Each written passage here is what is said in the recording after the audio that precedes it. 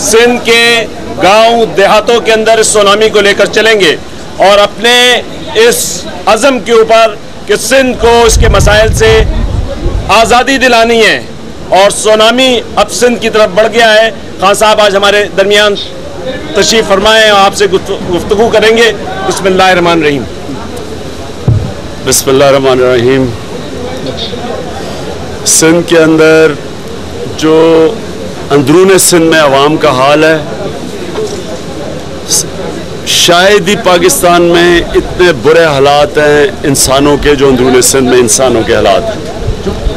लेकिन जो सिंध के सियासतदान हैं उनके पिछले साल में जो इक़्तिदार में बैठे उनके हालात देखे, वो अमीर तरीन हो गए हैं। यानी सियासतदान इनके सिंध के अमीर तरीन है और अवाम गरीब तरीन है।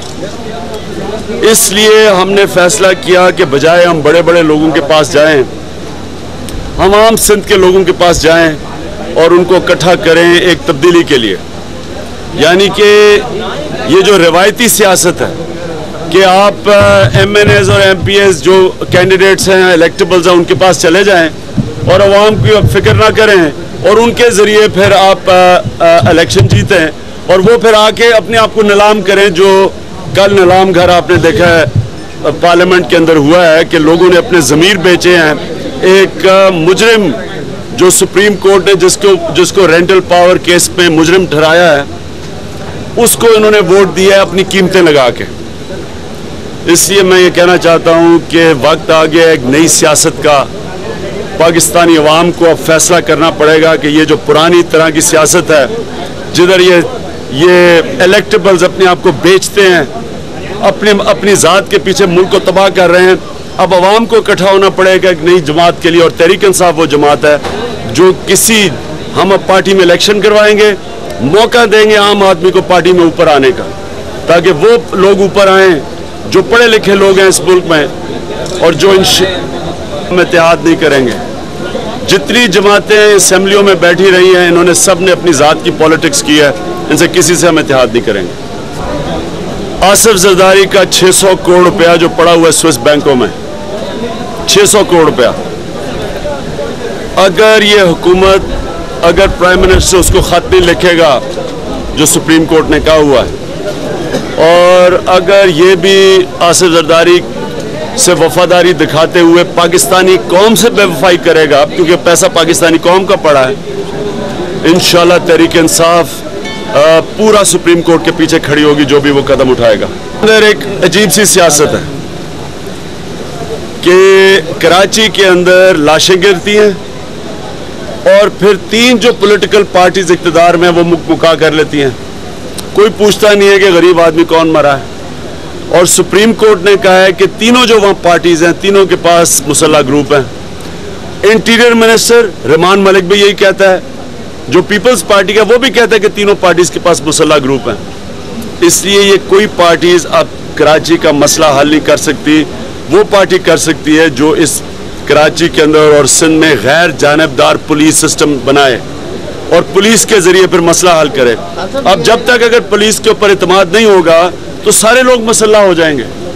इसलिए जब एक ही तरीका है, पुलिस पहले गैर जानिबदार करो, उसको मजबूत करो और फिर डीवेपनाइजेशन करो। साहब, आपका मंशूर और आपकी सोच यही है कि आम आदमी को जो है इक़्तिदार में लाया जाए, सिंध के अंदर एक वाई जंप कोलिशन कर सकते हैं। देखिए, MQM के पास खुद जब सुप्रीम कोर्ट कहता है कि उनके पास मुसल्लह ग्रुप है, अगर उनका मुसल्लह ग्रुप जब तक है, तहरीक इंसाफ किसी जमात से नहीं अलायंस कर सकती। और दूसरी चीज़, MQM मिली हुई है आसिफ जरदारी के साथ। यानी एक आज पाकिस्तान का बदतरीन दौर है और MQM उनके साथ बैठी हुई, हम कैसे उनके साथ कोई अलायंस का सोच सकते हैं? ये सारा बंदर बांट है, ये कोई कानून साजी नहीं है, बंदर बांट है। मैं फिर से कह रहा हूँ, सबकी कीमतें लगी हुई हैं, नजरिया तो है ही नहीं। मुझे आज तक हमें कहते थे जी लेफ्ट और राइट की सियासत है।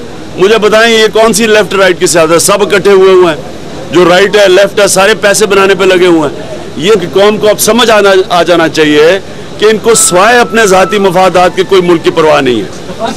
नून लीग का आपने कल जलसा देख लिया था और तहरीक इंसाफ का देख लिया था। आप खुद पता चल जाएगा कि कौन T20 खेल रही है और कौन एक टेस्ट सीरीज जीतने जा रही है।